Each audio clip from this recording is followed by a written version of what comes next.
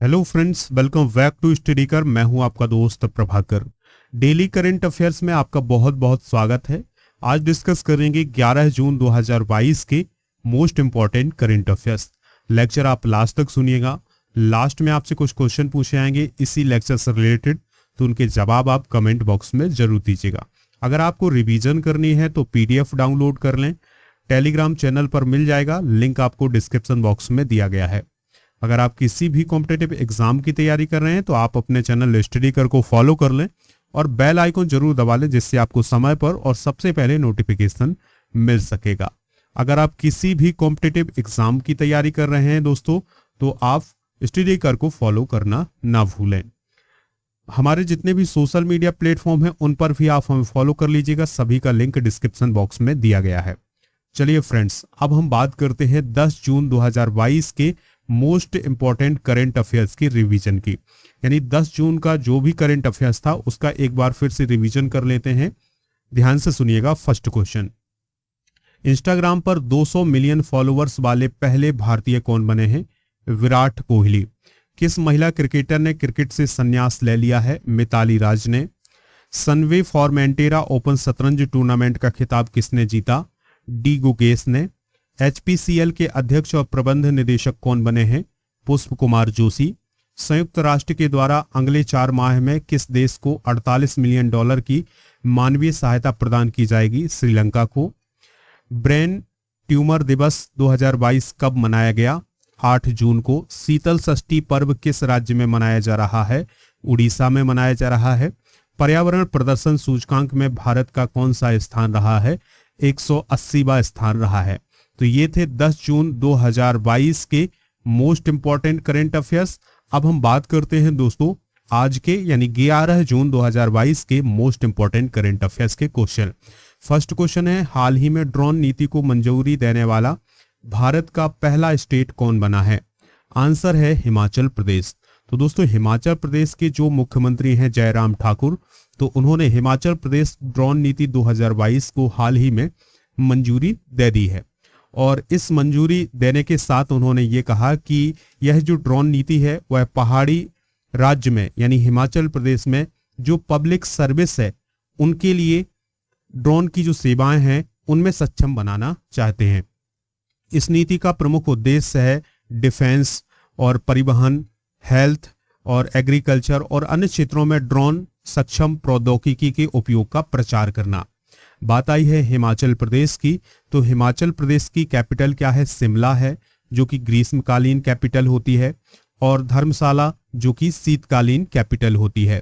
हिमाचल प्रदेश के गवर्नर कौन है? राजेंद्र अर्लेकर हैं। हिमाचल प्रदेश के मुख्यमंत्री यानी चीफ मिनिस्टर कौन है? जयराम ठाकुर हैं। चलिए दोस्तों अगला प्रश्न देखते हैं, ध्यान से सुनिएगा। पीस कीपिंग सैन्य अभ्यास खान कोस्ट 2022 में भारत की सेना ने भाग लिया है। इस अभ्यास का आयोजन किस देश में किया जा रहा है? तो दोस्तों जो खान कोस्ट नामक अभ्यास है ये मंगोलिया में आयोजित किया जा रहा है, जिसमें भारत की सेना ने भी हिस्सा लिया है। तो भारतीय सेना का जो प्रतिनिधित्व कर रही है वो कर रही है लद्दाख स्काउट की एक टुकड़ी। तो दोस्तों जो खान कोस्ट नामक अभ्यास है ये 6 से 17 जून 2022 तक आयोजित किया जाएगा मंगोलिया के 5 हिल्स ट्रेनिंग एरिया में। इस अभ्यास में 16 देश भाग ले रहे हैं और इस अभ्यास को US Indo Pacific command sponsor कर रहा है। दोस्तों मंगोलिया के जो राष्ट्रपति हैं उखनागिन खुरेलसुख, उन्होंने इस अभ्यास का उद्घाटन किया है। अगर हम खान कोस्ट अभ्यास की बात करें तो इसकी शुरुआत 2003 से हुई थी। 2006 में इसे एक अंतर्राष्ट्रीय अभ्यास का दर्जा प्राप्त हुआ था और खान कोस्ट एक वार्षिक पीस कीपिंग अभ्यास है जिसका आयोजन हर साल गर्मियों में किया जाता है। इस अभ्यास में multinational peace keeping operation conduct किए जाते हैं। यह आमतौर पर एक उद्घाटन समारोह के द्वारा आयोजित किया जाता है जिसमें मंगोलिया के जो प्रेसिडेंट होते हैं वो शामिल होते हैं। अगला प्रश्न है, गृह मंत्री अमित शाह ने हाल ही में नेशनल ट्राइबल रिसर्च इंस्टीट्यूट का उद्घाटन कहां पर किया है? तो ये किया है नई दिल्ली में, यानी नेशनल ट्राइबल रिसर्च इंस्टीट्यूट का उद्घाटन नई दिल्ली में किया गया है। दोस्तों इस इंस्टीट्यूट को बनाने में 10 करोड़ रुपए का खर्च आया है और यह इंस्टीट्यूट सारा सरकार को योजनाओं के लिए इनपुट देगा। इसके अलावा यह नेशनल नोडल एजेंसी की तरह भी काम करेगा। कल्चरल हेरिटेज को कंजर्व और प्रमोट करने के लिए इस इंस्टीट्यूट में एक नेशनल नॉलेज सेंटर भी स्थापित किया जाएगा। यह सेंटर दोस्तों शिक्षा, कार्यकारी और विधायी क्षेत्र में जुड़ी जनजातियों की समस्याओं का समाधान करेगा। अगला प्रश्न है, ध्यान से सुनिएगा। किस पूर्व भारतीय क्रिकेटर को यूनिसेफ ने लगातार 20वें वर्ष गुडविल एम्बेसडर बनाए रखने का फैसला किया है? आंसर होगा इसका सचिन तेंदुलकर। तो दोस्तों सचिन तेंदुलकर जो हैं वो लगातार 20 वर्षों से यूनिसेफ के गुडविल एम्बेसडर के रूप में काम कर रहे हैं। उन्हें साल 2003 में यूनिसेफ का गुडविल एम्बेसडर बनाया गया था।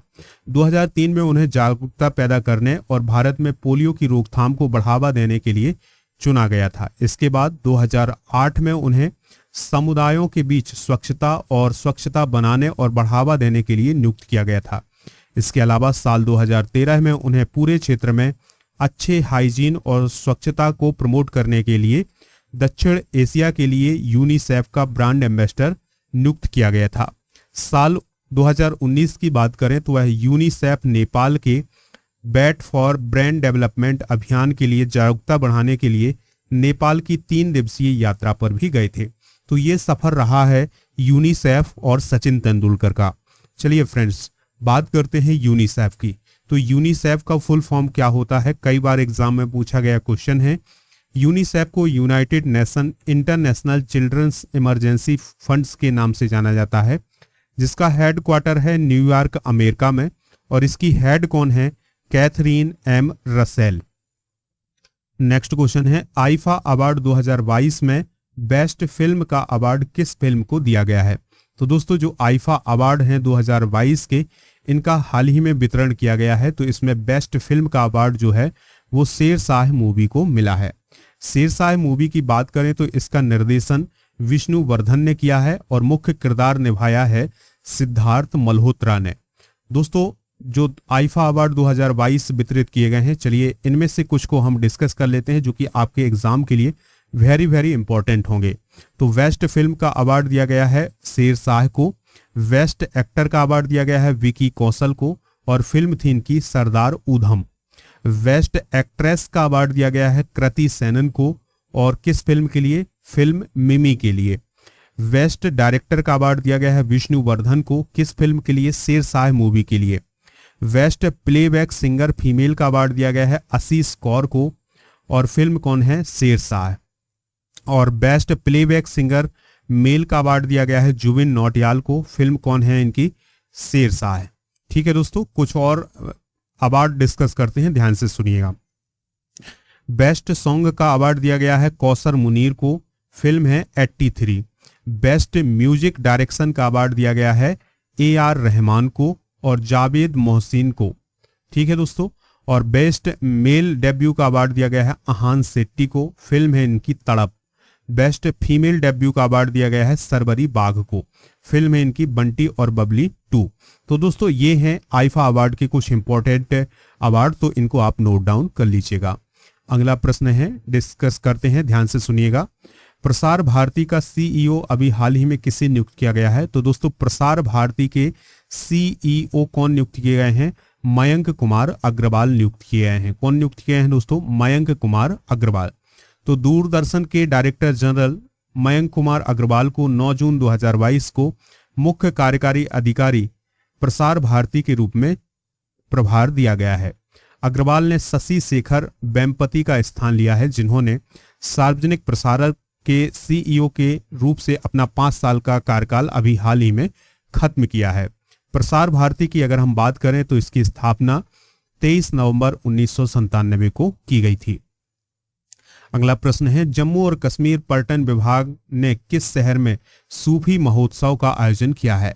तो दोस्तों जम्मू और कश्मीर पर्यटन विभाग ने कहां पर सूफी महोत्सव का आयोजन किया है? श्रीनगर में आयोजित किया है। ठीक है, तो जम्मू और कश्मीर पर्यटन विभाग ने 9 जून 2022 को श्रीनगर में शेर-ए-कश्मीर इंटरनेशनल कन्वेंशन सेंटर में सूफी महोत्सव का आयोजन किया है।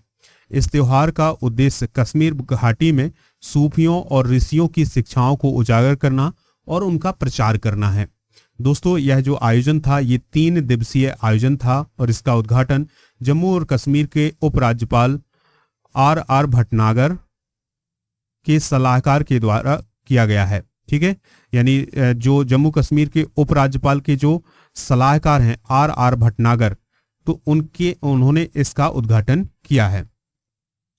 अगला प्रश्न है, रूबीना फ्रांसिस ने किसके साथ पैरा शूटिंग विश्व कप 2022 में भारत का तीसरा गोल्ड मेडल हासिल किया है?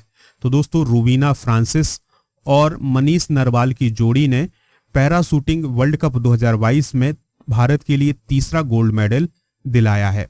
इसके अलावा भारत की अवनी लेखरा और श्रीहर्ष देवरद्दी रामकृष्ण ने गोल्ड मेडल हासिल किया है। ठीक है दोस्तों, तो याद रखना है आपको कि जो मनीष नरवाल और रूबीना फ्रांसिस की जोड़ी है, इसने 10 मीटर P6 एयर पिस्टल मिश्रित टीम स्पर्धा में गोल्ड मेडल हासिल किया है। याद रखना है एक बात और कि जो रूबीना फ्रांसिस हैं ये मध्य प्रदेश की रहने वाली हैं। दोस्तों अब आपसे कुछ क्वेश्चन पूछे जा रहे हैं, तो उनके आंसर आप कमेंट बॉक्स में जरूर दीजिएगा। फर्स्ट क्वेश्चन है, ध्यान से सुनिएगा। हिमाचल प्रदेश के राज्यपाल कौन है और यूनिसेफ का मुख्यालय कहाँ है? और थर्ड क्वेश्चन है, आईफा अवार्ड 2022 में बेस्ट एक्टर का अवार्ड किसे मिला है? इन तीनों प्रश्नों के आंसर आप कमेंट बॉक्स में जरूर दीजिएगा। राजा गुप्ता को अनअकैडमी पर फॉलो कर लीजिएगा और कोड यूज करिएगा राजा नंबर 1।